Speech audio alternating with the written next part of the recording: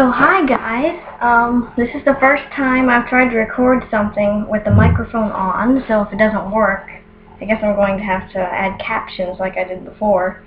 But I decided I was going to make a tutorial for how to do a simple manipulation, because a lot of players, of course, like manipulation layouts or banners, and they're, you know, fancy and cool and better than just slapping text on something. And a lot of people don't want to download GIMP or pay for Photoshop or something, or maybe they're not very good at cutting the object that you're superimposing out. So I thought I'd do a tutorial for how I do manips when I do them, which isn't very often because they're not really in my realm. But I use an online editor, which I know I talk about all the time on the site, which is called Ribbit. And you can see it here, obviously, duh. And I went ahead and found the images we're going to be using in the tutorial, and I can't guarantee that the tutorial is going to turn out like I expect it to, because I've never tried to do this kind of manip before. I'm just learning it at the same time as you are, kind of. So I already got a banner background. I'm going to be using this background. The trick to doing a simple manipulation is to get rid of the part where you have to do the cutting. Instead of cutting out the horse, you know, erasing the background around the horse and sticking it on the background, we use a pre-cut. And the way you can find pre-cuts, you can find pre-cuts on DA. Here's one from a stock provider I like, Santrum. And this is, I already checked the usage and the rules. I know what I'm doing here, but before you use a stock, you should check the rules and make sure you follow them. Most people link their stock providers link in their descriptions like that. And whoops. And anyway, you can just search in Google Images pre-cut horse or pre-cut whatever you're looking for. And a lot of times you'll find ones that are on DA. Instead of saving them there, click the link to go to the page that's on, and you can find stock providers who have a lot of pre-cuts, which is how I found this one. Now I've already saved this image to my computer, so I can just come over here and use it. And pre-cuts really are awesome. So I have my background here, and all I have to do for now is drag this horse on from Ribbit. And I already uploaded the horse into the photo basket, but if you were going to upload a photo from there, you could do that. So I'm going to close the photo basket because it's made my photo too little, and we're going to make the horse bigger. And that's too big. You have to, there's a happy medium to the right scale. I think about like that, maybe? Ought to look good. And now we've got to decide where we're going to put this horse. That is important, because here in a couple of minutes we're going to do something that's going to be, we cannot move the horse again unless we want to start over. So that doesn't look right. Let's try back here. It doesn't look like he's on the ground, but he should in a moment when we do some stuff to the background image, so don't worry about that. I don't know, I think maybe we should try flipping it. You can flip the horse in Ribbit. You can just come here, flip him that way. What the heck, we could make him upside down. No, we're not going to do that. We could, I don't know, I think he's best the way he was. So let's put him about here. That don't look bad. So now all we have to do is come up here to this button, this little gear thing, and you combine everything. Once you combine everything, the extra layer you just added of this horse is not going to be movable. Ribbit is going to treat it like it was originally one photo. And any effects we apply to the horse, or to the background, that is, rather, will also be applied to the horse. Because right now, to give you an example, if I come over here to the effects, and I scroll down to the bottom as soon as it loads, there we go. Well, no, not quite.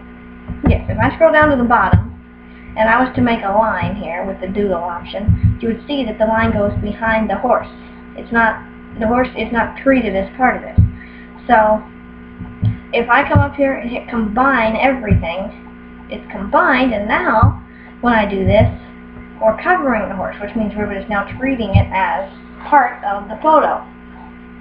So, what we're going to do is come over here to touch up. The touch-up section is for if you have a picture of a person or you or whatever, and you want to, well, touch it up. You can add makeup, and you can, you know, do all kinds of fancy stuff. You can make yourself skinnier. You can do plastic surgery, like this picture, make the eyes use, which we're not going to be doing. You can use a wrinkle remover, an airbrush, a blemish fix, sunless tan, blush, red eye fix, eye color, eye bright. You can do all kinds of cool stuff with this. So, the obvious, whoops, there we go, I'm breathing. The obvious thing is we need to make this horse not look like he's levitating around in the woods for no reason. We need him to be anchored to the ground or the leaves or whatever you want to say.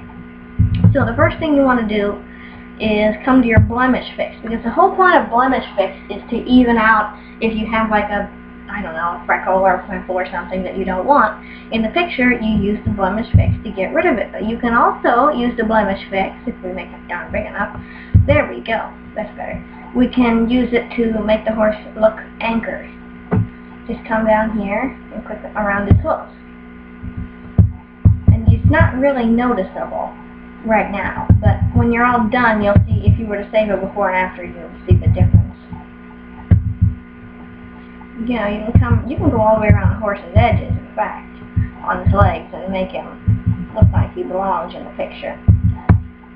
One click is one remove, so maybe I'd say it's about 3 clicks for each spot, and it looks splendid.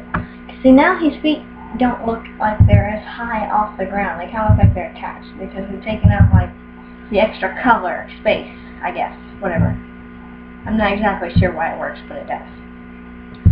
And another thing you can do, if you want to make him more attached, is the airbrush. The airbrush, I'm not exactly sure what its original point is, but I know what it's good for, which is airbrushing around the horse. But you need to turn your fade up really high because, well, 60%, I guess, not really high. Because if you don't, it's going to look ridiculous. And you can just take, in fact, you can use the airbrush on the lighting. Because if you look at this horse, you can see the lighting is ridiculously wrong because of the way, wherever this horse came from in the picture, the lighting obviously wasn't coming from back here, where it is in this picture. So, you can use the airbrush around the bottom like this, or you can use the airbrush up here. You can darken the horse where the lighting is not supposed to be, where it should be light and it shouldn't. In other words, you can fix the lighting hitting it where it shouldn't.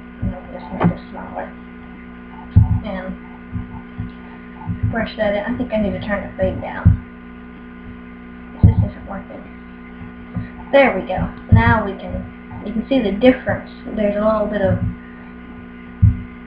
faded out shadow appearing here.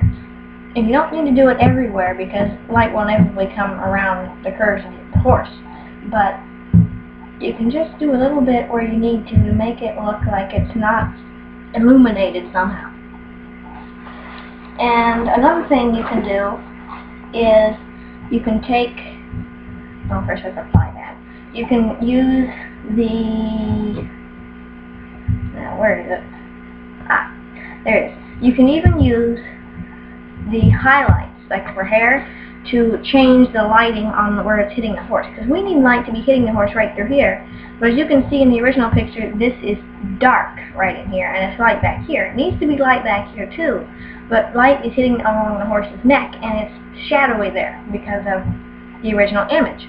So we're going to adjust this to, say, I don't know, let's hit this button first. Or maybe it should be this button. No, we don't like that. We'll turn this down. And, well, we can put it about there, and then we fade it a whole lot. And we'll just see what the, whoops, that's a huge brush size. So we'll turn the brush size down, and we'll see how this looks. This may not work, but it may.